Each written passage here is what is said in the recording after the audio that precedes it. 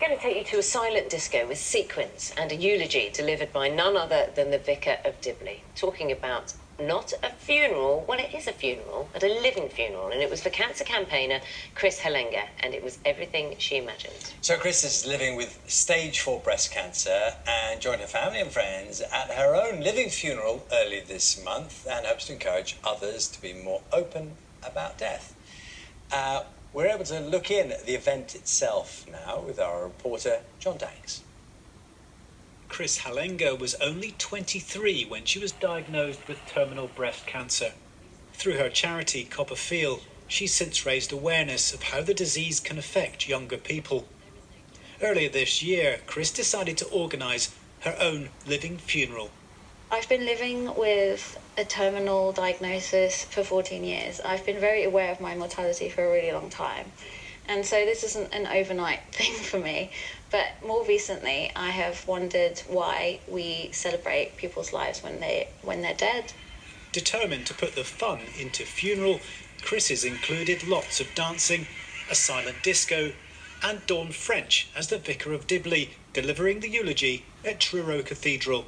I've done a lot of research on Chris, and it is crystal clear, do you see what I did there? That he was a very remarkable.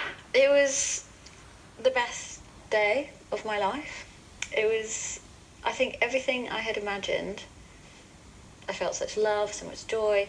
Being surrounded by all of my favourite people in the whole entire world was just... It was very meaningful and very, very special.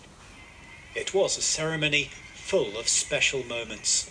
My friend was playing the piano and it was so beautiful. She said, this is an opportunity for people to go up and write on the casket if they wanted to. And, sorry, it was just so beautiful. With this celebration of her life, Chris hopes to encourage others to talk about death. Just do something that feels right for you and the people in your life. And don't be afraid to have those conversations. And our thanks to Chris for talking to us. Let's talk to Jane Duncan-Rogers, founder of Before I Go Solutions, which encourages people to talk and plan ahead of death. Jane, this is very personal to you. You know, we played that film there, and actually it was very uplifting. It could have been a very, very sad film, but it was very uplifting in terms of Chris coming to terms with her friends, her loved ones, and then coming to terms with what will happen.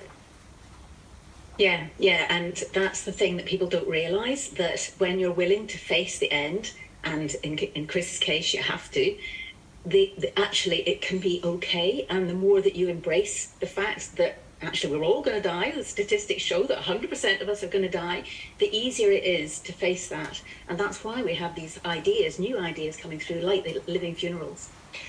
You have experience of this yourself with your own parents, and when, they died, just can you explain how the conversations you'd had with them before helped you when you grieve? And of course you're still going to grieve.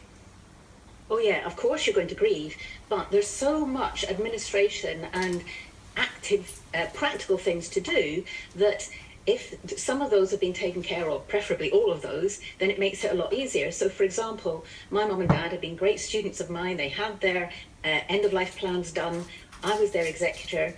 All I had to do was follow their instructions. Now, the thing that I had not expected was that I got great solace at a really horrible time, because I was carrying out instructions that I knew that they knew that I was going to do. And that was some consolation to me and a surprise. I hadn't expected that. It was lovely. Sometimes these living funerals are called funerals, putting the fun into living and celebrating life. How popular are they becoming? I think that some people feel very strongly one way or another, and I really think that there needs to be room for both. The thing is, a funeral is an opportunity for people to grieve, so that means there's going to be sadness, there's going to be tears, but why shouldn't there be laughter and a bit of joy and some fun as well? All of those can be possible, and for different things for different people. I think that's really important, so that the more that we're talking about it, the more choice we realise we have, and the more that we can actually have what we want. if we dare to do it in advance. Do you know, it can be awkward approaching someone about their funeral if you're a family member. I mean, like, you know, we saw with Chris, she has stage 4 cancer, and it's quite prepared to kind of say there is something inevitable. But talking to someone perhaps who's elderly, perhaps who doesn't want to think about this, how would you approach them? What would be your advice? Yeah, well, I always think about this in the terms of the 3 C's, okay? And it's really easy to remember this. First of all, the person approaching the conversation has to be courageous, because we don't talk about this, generally speaking. So you have to have some courage to do this in the first place. The second C is context. You need to have a context. I definitely don't recommend turning up at the dinner table and just asking someone what kind of coffin they want. But you might say, I was listening to this clip on BBC Breakfast News and it was all about this living funeral and it made me think about XYZ, and out of that conversation, where there's a context, you might get an answer about something that would be really useful for you to know about the other person. And then the final C is a chat. I call it a death chat. When we're talking about this kind of thing, it does not need to be somber and black and gloomy and macabre. It really doesn't. It can be addressed with a lightness of heart, and like anything that we fear, if we're willing to face it, turn around and face it, the fear will drop away when you're thinking about it and planning ahead. You know, Chris did her living funeral in a very specific way. If you're thinking about having a living funeral, there are no rules, are there? It can be as grand, it can be somber if you wish, but it's for your opportunity to see those who would grieve for you, that your loved ones, to say goodbye and say the things they would say at a funeral, which they haven't said to you yet in real life.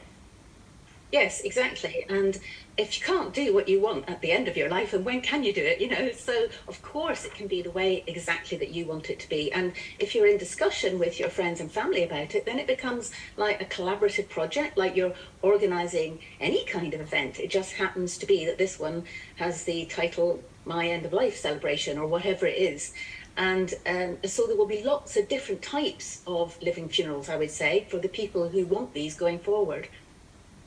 It's been really interesting talking to you. Jane Duncan Rogers, thank you so much for joining us today on Breakfast. Thank you.